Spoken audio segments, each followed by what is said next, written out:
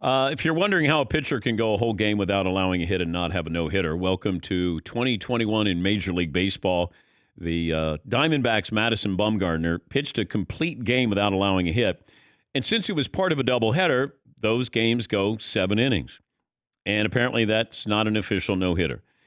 They had a committee that they formed back in 1991 and said that a game had to be 9 innings or more to count as a no-hitter.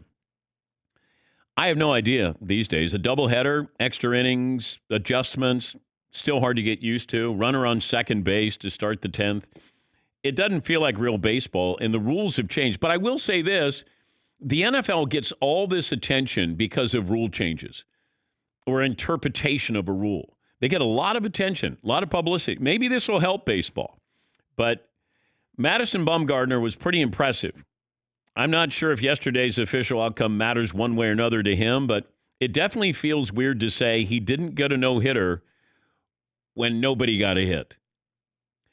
If you had a 7-inning so let's say you're pitching the second game of the no-hit or the doubleheader, and it's 0-0 in the 7th, and you have a no-hitter, and you throw 9 innings of no-hit ball. So 2 innings that are extra innings, and you win 1-0.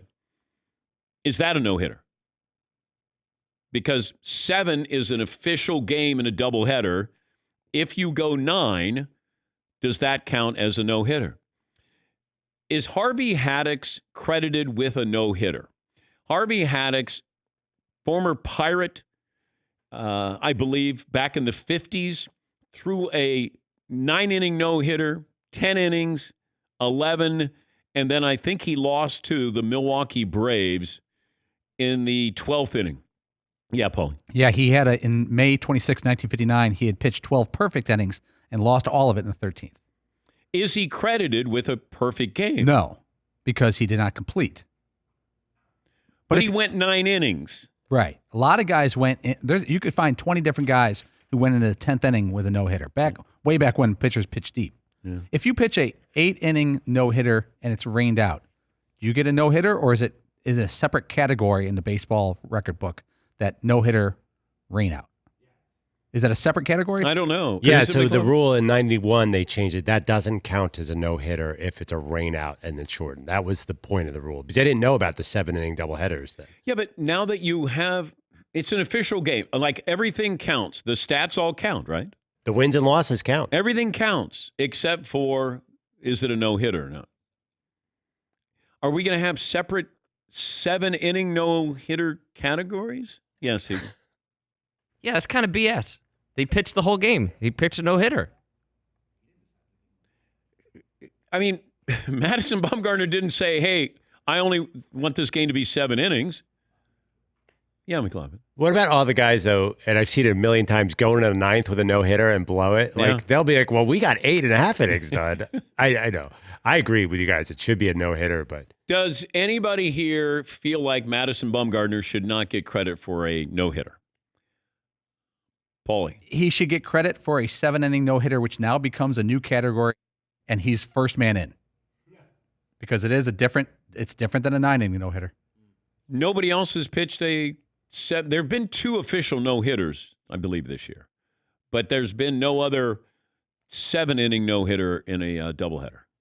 Correct? This year, no, I don't think so. There must have been a rain delay one at some point in history, but in this year with this format, no. Okay. Yes, Todd. It's just absolutely ridiculous. Anytime there's a game that's recognized, no matter how many innings they want to play with, if that is a legal full game, all records should be on the table, whether you're the pitcher or how many home runs you hit or how many ribbies, any record, even though it's 7 innings. And I understand people have lost no-hitters in perfect games in the 8th and 9th innings before, but that's insane to me. They shouldn't have changed it to 7 innings in the first place. Yes, McLovin. So last year they played, 60 games? Like, if the big debate is if a guy had hit 400, would that count as a 400 season? The answer is no. Yeah. Like, I get that. That's only 60 games. I at least have to come close to a semblance of a full season. Yeah, McLeod. I have kind of a hot take.